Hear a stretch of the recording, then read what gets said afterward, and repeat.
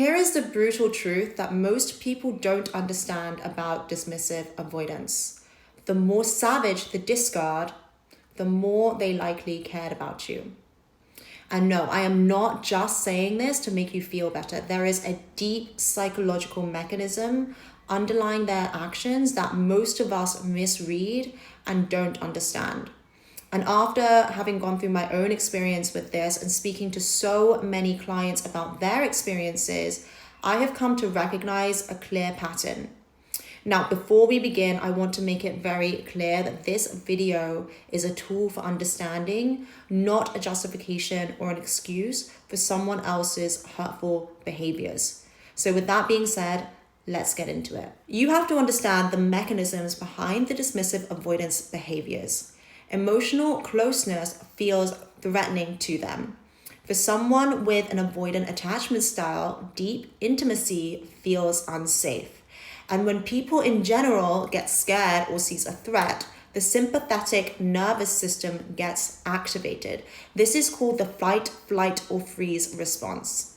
The way that the avoidance nervous system is wired toward threat is not to fight, i.e. to stay or to hash it out or have an argument with someone. They are geared towards the flight or freeze response. So flight is where they run and they discard, or freeze is when they check out and they emotionally and mentally exit the conversation, even though they are still physically there. Therefore, you have to understand that the more emotionally invested they become in a person or in a relationship, the closer they get to you, the more their nervous system will trigger alarm bells and activate the flight response. And this is all deeply subconscious. They do not feel like they can control this. It feels so overwhelming to them that they feel like they have to get out of there.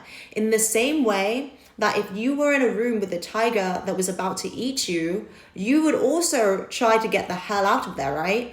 And so let's expand a little bit on this tiger analogy because I think it's very important. If you're in a room with a tiger and they're about to attack you, you have three choices. You can either stay and fight the tiger, you can freeze and hope the tiger isn't gonna maul you to death, or three, you can run the hell out of there and hope that you can outrun the tiger. Now, realistically, those are all terrible options and you are probably going to get eaten by that tiger. So this is what we are all hardwired to do when we are faced with a threat.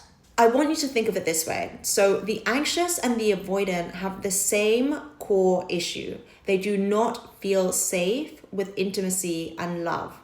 It is the same core wound, but opposite survival strategies. So as an anxious person, the more that you love someone, the more you will try to work it out with them. You are wired to run towards them because this is how you are trying to soothe and regulate your nervous system when you get scared. Your response to threat is to seek reassurance because that is your coping strategy in order to feel safe again. And for the avoidant, it's the same thing, but in the opposite direction. The more that they love someone, the more they get dysregulated. And in order to gain back a sense of safety, they have to leave. They find safety and are able to regulate their emotions when they are on their own. If they stay, they get even more activated, even more distressed, which will just build and build until they can't take that level of stress anymore. And running away is basically their last ditch effort to get back to baseline. So if you are truly dealing with a dismissive avoidant, you cannot take their actions at face value. Their response is not because they don't care, but because it is an automatic response to fear. And what do they fear? They fear intimacy, vulnerability, closeness. In their mind, you are the tiger, you are the threat, because being around you activates that fear. So they run, and they run like the wind, and they don't even dare to look back because they don't want to know if the tiger is still behind them because they're so scared.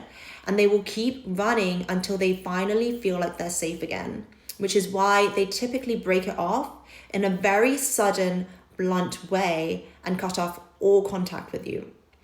And in order to run away and to get safety, they have to be incredibly brutal. They have to be harsh, cold, and dehumanize you in order to distance themselves. This is incredibly common amongst the stories that I've heard. That's why you'll often find that the dismissive avoidance will say things like, I didn't love you, I never wanted our relationship. And they will just rewrite the entire relationship in order to psychologically minimize what you meant to them. It is also an attempt for them to absolve themselves of their own guilt and to bridge their own cognitive dissonance and rationalize their behavior, because they don't really know the subconscious mechanisms that are driving all of this. They're not aware of it. All they know is that they need to get out of this situation and it feels very uncomfortable.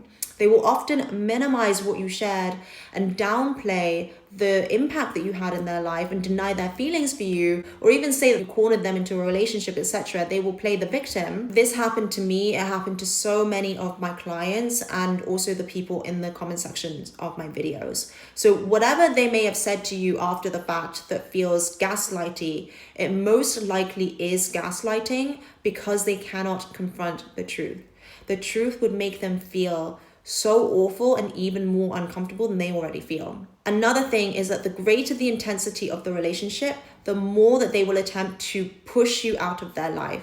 And it's because they really cared about you. They're trying so hard to remove you from their head and from their thoughts. And they are only trying so hard to do this because they are struggling to get rid of you. For example, my ex was removing me from old Notion pages that we hadn't used in a year, months and weeks after we had broken up. And he was doing weird stuff like this, removing me from accounts and removing me from like shared Google Drives that I had completely forgotten existed until I got a notification saying that I've been removed or he's removed himself. He was basically trying to remove me from all this random stuff that we shared together. And I got this feeling that it's almost like he's trying to cut me out of those accounts so that he can remove me from his thoughts. But the very fact that he was trying to block and remove and do all of this elaborate stuff meant that he was clearly so affected and bothered by the situation still. So again, the more extreme they try to push away, the more it is evident they're desperately trying to remove you from their life